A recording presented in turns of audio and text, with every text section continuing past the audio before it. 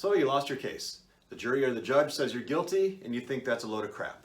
This is Matt with the Bangerter Law Office, where we defend good people accused of bad things. And today I'm going to talk about the process of appealing that decision. I've been handling appeals and appellate cases for close to 15 years as of this video in 2020, so I know my way around an appellate courtroom. By the end of this video, hopefully you'll have an understanding of the basic process as well. I'm only going to write one note on this whiteboard today. 30. The first thing you need to know is that you have 30 days to notify the court that you're going to appeal your case.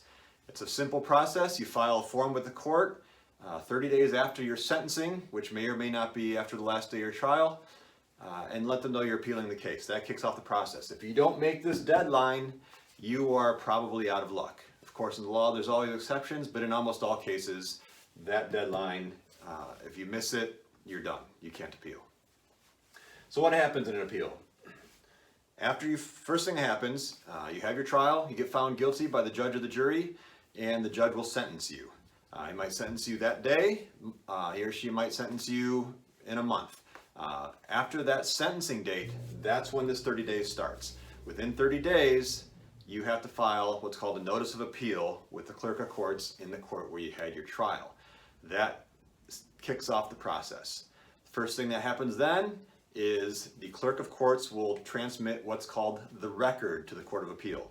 The record is a record of everything that was filed in the case, all motions, all rulings, and the court reporter will have to type up a transcript of everything that happened in court.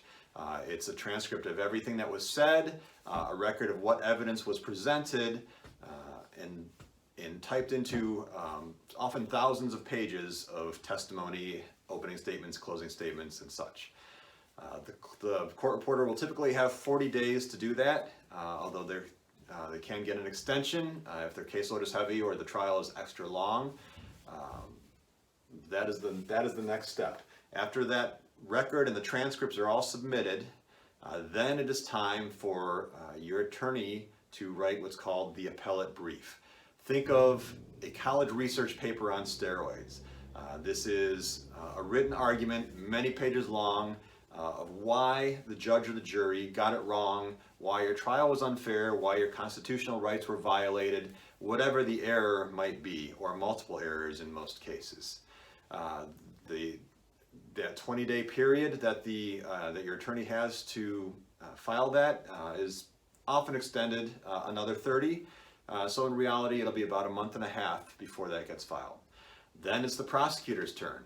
The government gets to file a response. They file their own research paper countering all your arguments. Again, they have 20 days. That's often extended by another 30, so that's another month and a half. This whole process, you'll see, takes a year or more in many cases.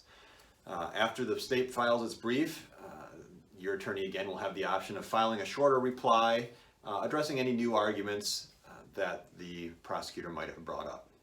From there, you'll get a court date, or your attorney will get a court date. You don't actually have to come to this court date to argue your case in front of a panel of judges. Unlike your trial, this is not in front of a single judge and or a jury.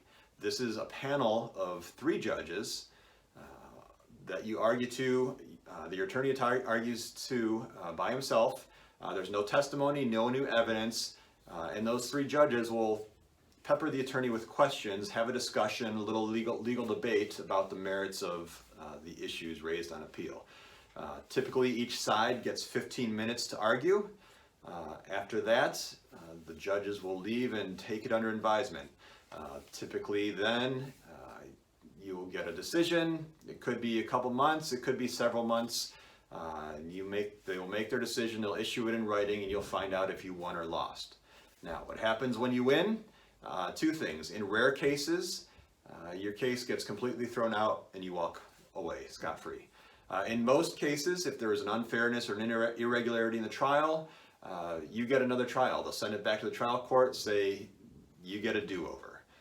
And then you start the process again, new jury, new trial, and you get another shot at it. So that's the basic process. I covered really state courts of appeals in Ohio in this video. Federal cases are a little bit different. The Ohio Supreme Court has different deadlines. The gist of it is the same, but this video is focused on just the state courts of appeals, and I'll cover the other courts in another video.